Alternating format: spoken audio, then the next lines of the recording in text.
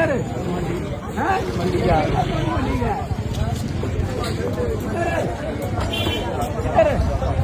ਕਾਬਲ ਭਾਈ उधर पीछे क्यों जाते जे 1000 एक बारी तेन मना किया है उस्ताद फिर क्यों नहीं तुम साथी हाँ जी माफी दे दी तो पहले माफी तो दी थी तो फिर लै गए ने फोन नहीं दफ्तर लै जानी रेड़ी सारिया रेड़ियां खाली करो मेरा संग बह गया जनाब तेन कहने मैं हूं मेरा संग बह गया नहीं नहीं खाली करो रेड़ियां दफ्तर लै जानी माफ करना महीना सानू माफ कर देना हाँ